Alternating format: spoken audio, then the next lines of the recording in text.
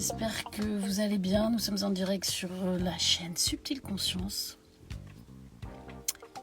Et aujourd'hui, nous recevons de nouveau Fabio qui nous fait coucou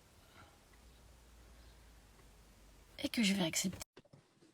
J'espère que tout le monde va bien. Donc nous allons revenir sur les 21 jours du dernier podcast.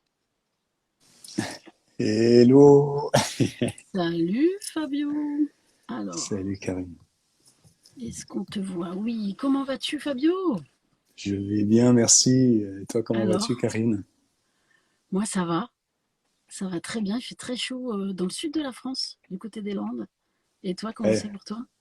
bah, il fait aussi chaud. Ici, les températures ont commencé à augmenter.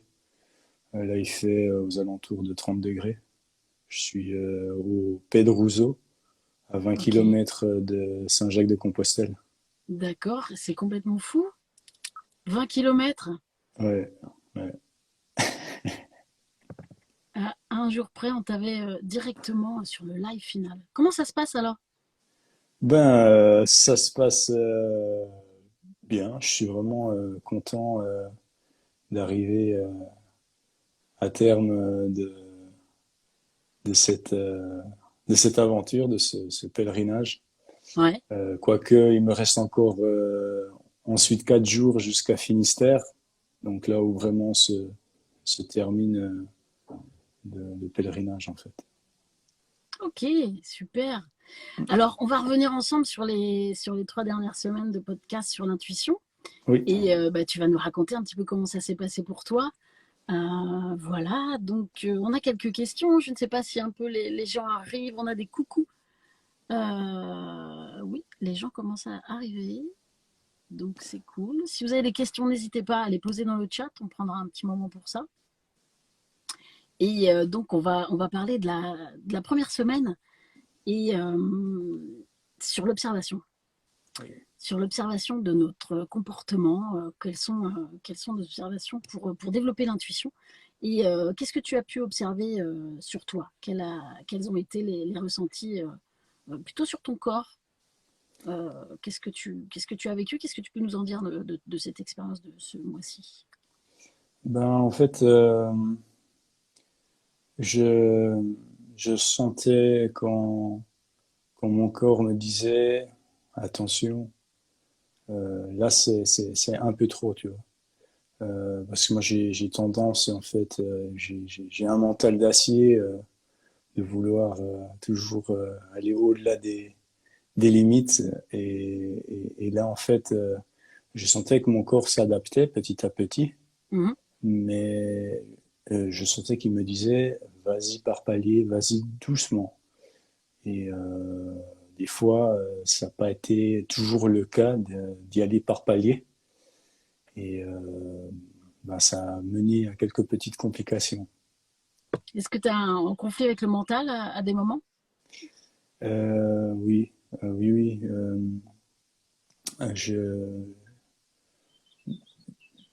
comment dire, le mental est toujours là pour me pousser un peu plus, Ouais. toujours un peu plus, un peu plus, un peu plus. Et j'ai pas, des fois, j'ai pas tendance à suivre justement les messages du cœur qui me disent maintenant ralentis et arrête tes bêtises parce que tu dois te faire mal. Ah, on en parlera peut-être un peu tout à l'heure.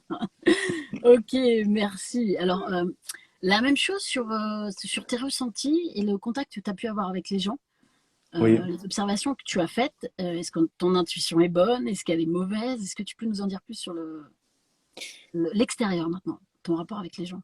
alors, au niveau de mon intuition personnelle, elle est assez aiguisée. J'arrive très vite à ressentir les personnes. Euh, en revanche, je, je découvre de plus en plus que je suis un peu comme un loup Ouais. qui aime bien sa meute, mais qui, à un certain moment, il a besoin d'être seul. pour prendre l'air, pour introspecter, pour penser. Et parfois, je sens qu'il y a un peu comment dire, une sorte de friction. Les personnes extérieures ne comprennent pas toujours, parce que je suis quelqu'un de très sociable. J'adore être avec les gens, j'adore rire. Mais il y a un certain moment où, voilà, il faut que je parte et puis que je m'isole. Et parfois, je sens qu'il y a quelques petites frictions. D'accord. Et ça, tu as pu le ressentir avec des gens avec qui tu as marché? Oui, exact. Ouais, Ok, ouais, ouais. C'est pas d'accord. toujours, comment dire, compris, on va dire, et ça produit des petites frictions. Mais ça, un travail que je dois faire sur moi-même, de manière à ce que je sois un peu plus clair par rapport à ça, en fait. Ok. Donc, ben, tu nous en parleras sur le retour, alors. Peut-être Ouais, tu auras trouvé les solutions. certainement. Ok. Est-ce que on pourrait revenir sur cette blessure alors que tu as eue? Ouais. Aurais-tu pu l'anticiper d'après toi, justement, en termes d'intuition, de travail sur toi, le rapport à la fatigue? Euh, Alors, Comment tu l'as vécu? Est-ce que, a posteriori, tu pourrais nous en dire un peu plus? en fait, le jour d'avant, quand je suis arrivé à Saint-Jean-Pied-de-Port, je suis allé à l'Office des pèlerins pour prendre un peu des informations et tout ça. Et ils m'ont clairement dit, attention, quand vous descendez sur l'Espagne en direction de Roncevaux, il y a deux tracés. Il y en a un qui est très très raide Ouais. et qui est dangereux, surtout s'il pleut. Et il y a le deuxième, il est 2-3 kilomètres plus long, mais il est un peu plus safe. Donc, nous, on vous conseille de prendre le chemin le plus safe. Alors, quand je suis arrivé en haut des Pyrénées, à 1350 mètres ou 1400 mètres d'altitude, là, c'était purée de poids. On n'y voyait rien. Et il pleuvait à fond. Et en fait, c'est super, super mal indiqué en haut. Ouais. Et à un certain moment, je me suis trouvé à un croisement où, où je savais pas quel chemin prendre. Et je me suis dit, bon, ok, je vais me concentrer. Et puis, instinctivement, il m'est venu, c'est prendre ce chemin-là. Et puis, je me dis, mais purée, il part pas dans la bonne direction, tu vois, le mental, tac, qui s'active, tu vois. Et après, je repense à ce que m'avait dit la dame là, à Saint-Jean-Pied-de-Port. Et je me dis, mais elle m'a parlé d'un chemin de pierre et tout ça qui est plus safe. Et en fait, c'est bien celui que me dit mon instinct, tu vois. C'est celui-là qu'il faut que je prenne. Eh ben non, j'ai pris l'autre en fait. Alors j'ai pris l'autre et, en fait c'était horrible, c'était de la boue, de la rocaille et à un certain moment je descendais avec mon sac à dos de 22 kilos, donc même plus, je crois que je devais avoir même 23, 24 et ça poussait et ça glissait. Et j'avais mes bâtons, j'avais tout et tout ça, j'essayais d'assurer. Et à un certain moment, j'ai appuyé le pied sur une pierre un peu polie, glissante avec de la terre. Et c'est une fraction de seconde. Je suis tombé sur le flanc droit, sur Mhm. ma côte, avec tout le poids de mon corps, plus le poids du sac. Vraiment un plat, pas comme ça. Et là, j'ai le souffle qui a coupé. Et je me suis dit, wow, c'est terminé. Ah, Et en, à ce moment-là, tu te dis ça. ouais, Jusqu'au bout, c'est terminé. Ok. je me suis dit, c'est terminé. Et tout d'un coup, tac, j'ai eu une lueur qui s'allumait. J'ai dit, non, non, non, c'est pas terminé. Il y avait mon collègue qui était là, il était blanc comme un linge parce qu'il a vu la chute. Il s'est dit, celui-là, il est fini. J'ai regardé dans le blanc des yeux, je lui ai dit, je lui ai tendu mes deux mains et je lui ai dit, vas-y, tire-moi. Un, deux, trois, tac, il m'a tiré. Oh. Ensuite, ça a été 12 kilomètres de pure horreur. ça faisait mal, mal, mal, mal, mal. Donc, j'aurais pu éviter cette blessure, en effet, Ok, si j'avais écouté mon intuition. ouais. C'est intéressant, hein, vraiment, là, on voit que... Mais en même temps, voilà, il y a l'expérience qui se fait. Ça, on ne sait pas trop comment, si on peut éviter ou pas, mais en tout cas, voilà, il y a l'expérience qui fait que tu nous en parles là, et c'est le mental qui est passé sur l'intuition. Ok. C'est ça. Et là, ça va mieux? T'es comment? Là, ça va mieux. Ouais. J'arrive maintenant à me coucher dans mon lit sur le dos, sans avoir mal, sans avoir de la peine à respirer. Hmm, Donc, j'arrive à dormir comme il faut, à bien récupérer. ouais. Chose qu'il y a encore 4-5 jours, j'arrivais pas. Ok. Puis ce qui est intéressant, c'est que aussi tu as accepté de laisser ton sac. Donc j'imagine que Ouais, là, c'est une autre façon aussi d'aborder le chemin.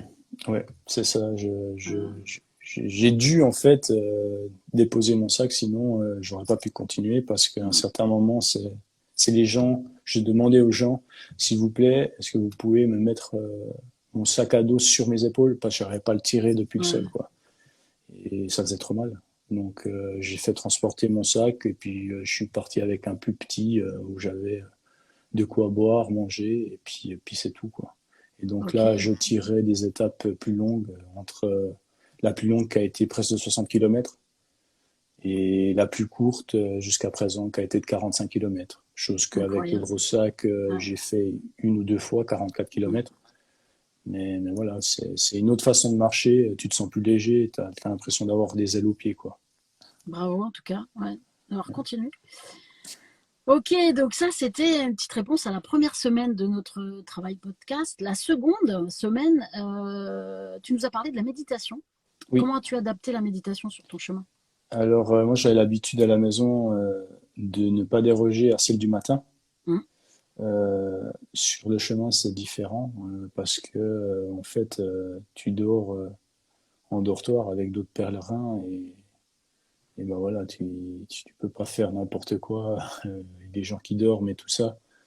Donc ce que j'ai fait c'est que après ma marche, Ouais. bah, c'est à ce moment-là que j'ai fait ma méditation, comme ça je dérangeais personne. Et puis en même temps, ben, je me faisais, je gardais mon habitude, quoi, en fait, qui me fait du bien.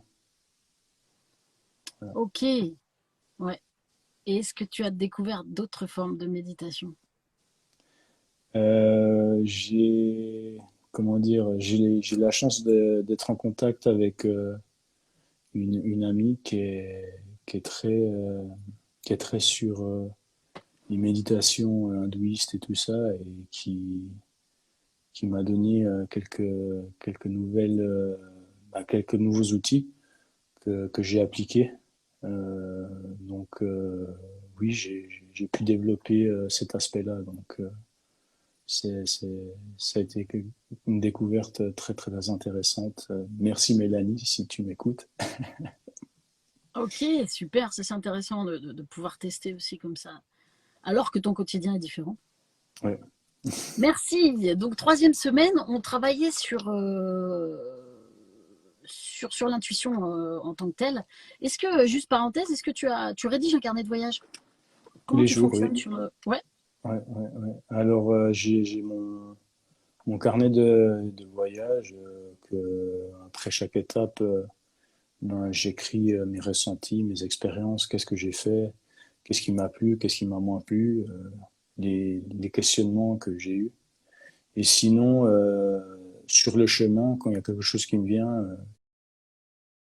puis je me marque dans le bloc-notes les choses qui me viennent, et puis ensuite, ben, je les développe une fois que je suis arrivé à destination, quoi. ok. Est-ce que tu fais des photos? Beaucoup. Beaucoup, ouais. Ok, je regarde si on a quelques questions qui se profilent. Ami Myriam vient de me rejoindre. Bonsoir. C'est ma mère.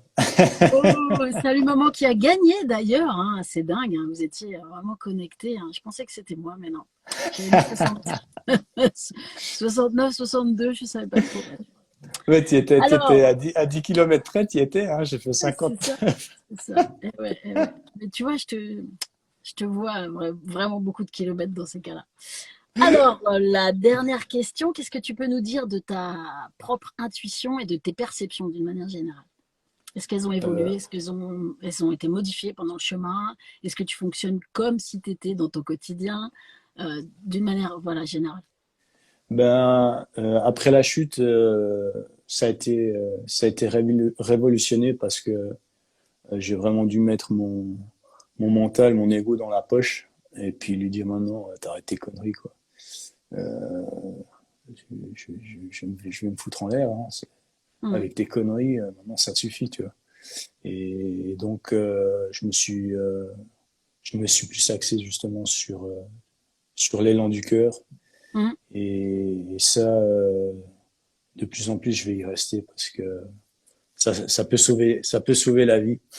Dans mon cas, ça peut sauver une côte. Ouais, c'est ça. Ouais. Et comment tu t'es soigné? Du coup, en direct, tu as pris un jour de repos? Qu'est-ce que tu... Alors, j'ai pas pris de jour de repos. Ouais. Sur moi, j'avais des purges avec moi. Hmm, hmm. Je sentais que mon corps travaillait beaucoup au niveau de la réparation de cette côte-là et qui générait beaucoup d'acide. Et donc, à un certain moment où j'étais vraiment plus bas, je me suis dit, là, aujourd'hui, il faut que je fasse un jeûne hydrique, que je prenne ma purge, que j'aille me coucher très tôt, et puis demain, ça ira mieux. Et puis, c'est ce qui s'est produit, quoi. Ouais. J'ai fait ça, et le lendemain, ça allait super bien, quoi, en fait. Hmm, J'ai hmm. aidé le corps à expulser tout ce qu'il y avait de mauvais, et qui était en surplus, quoi, parce qu'il pouvait pas tout faire. Donc, Voilà, donc très bel exemple de, bah, d'une anticipation. Tu connais bien ton corps, donc tu as pu à ce moment-là, évidemment, le traiter euh, comme, comme un joyau. Voilà, et c'est ça. je pense que c'est hyper important de préparer ça en amont, avant de C'est ça, partir, ouais. évidemment. Ok, super. Alors, je vous propose de mettre quelques questions dans le chat si ça vous dit. Sinon, nous, on va continuer. Qu'est-ce que tu pourrais nous dire sur le retour? Comment ça va se passer? Est-ce que tu fais un retour dans l'autre sens ou avec d'autres moyens de locomotion? Alors, déjà, premièrement, demain, j'arrive à Saint-Jacques. Donc, ça, c'est Ouais, déjà la première milestone. Et ensuite, je continue 4 jours en direction de Finistère, où c'est là que se termine officiellement le pèlerinage, où les pèlerins, en fait, à la fin, ils brûlaient leurs habits, leurs chaussures et tout ça. Et ils allaient se purifier dans la mer avant de retourner chez eux, à pied. Mais je ouais. ne vais pas retourner à pied chez moi. Je vais aller quelques temps au Portugal, visiter quelques éco-villages. Et ensuite, je vais remonter dans le nord de l'Espagne, passer quelques jours dans la région de Bordeaux, avant de revenir quelques jours en Suisse. Puis ensuite, je partirai un petit mois en Grèce pour un stage initiatique sur la tradition essénienne. Très bien. Et J'espère qu'on se puis, retrouverait là-bas, alors. et puis aussi, pourquoi pas, voir pour trouver un éco-village là-bas, parce que j'ai l'impression qu'il y a beaucoup de belles choses qui s'y font, et le climat méditerranéen me plaît à mourir, donc pourquoi pas y C'est aller y déjà vivre. annoncé jusqu'à la fin du monde. Il y a des ânes, tu vas pouvoir travailler avec les ânes aussi. C'est intéressant de les C'est retrouver magnifique, sur les chemins aussi. c'est Ok, magnifique. super. Eh bien, écoute, nous arrivons à 20 minutes déjà, comme le temps Wow. passe vite. Et oui. Donc, pas plus de questions, une fois, deux fois, trois fois.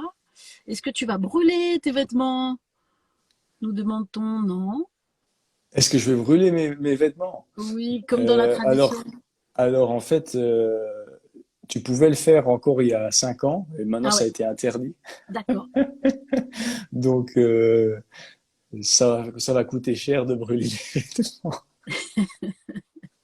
Ok, bon bah super, belle arrivée demain surtout. Merci Fais-nous beaucoup. signe, c'était très agréable d'avoir tes petits, tes petites vidéos le soir là, comme ceci. Nous, eh bien, on va faire une pause estivale et puis se retrouver à l'automne avec de nouveaux sujets. Et puis avec un mois d'août qui sera bien chargé de thèmes, donc je pense qu'on en aura pas mal en rentrant. N'hésitez pas à liker, partager, soutenir Subtile Conscience. Et puis, bien à vous de vous retrouver sur Subtile Conscience. Je te laisse le mot de la fin, Fabio. Ben, merci à tous ceux qui m'ont soutenu là durant le pèlerinage, pour votre présence, pour votre bienveillance, pour toute l'énergie que vous m'avez transmis, tout l'amour. Et puis, je tenais aussi à vous dire que n'hésitez pas aussi à poser des questions sur Subtile Conscience si vous avez quoi que ce soit. Et surtout, n'oubliez pas que chaque, euh, chaque fin de série, on invite quelqu'un pour lui poser des questions sur la mise en pratique des outils. Et ça pourrait être quelque chose d'utile pour vous, même si vous n'avez pas tout saisi ou quoi que ce soit, de rentrer en contact avec nous et de manière à ce qu'on vous explique ça plus en détail et ensuite de partager cela avec d'autres personnes. Donc n'hésitez surtout pas. Voilà. Donc merci encore à tous et à toutes. Et puis on se voit à partir du mois de septembre, quoi. Et nous avons bonnes vacances à vous deux, Dami Myriam. Ok, oui, n'hésitez pas à nous rejoindre. Et puis, si vous voulez faire le live, donc à la place de Fabio la prochaine fois, venez vers nous. Et à bientôt, Fabio. Bonne arrivée. Ciao, ciao. Ciao à tout le monde. Merci, Bye, merci. bye, Ciao, ciao, bye. ciao.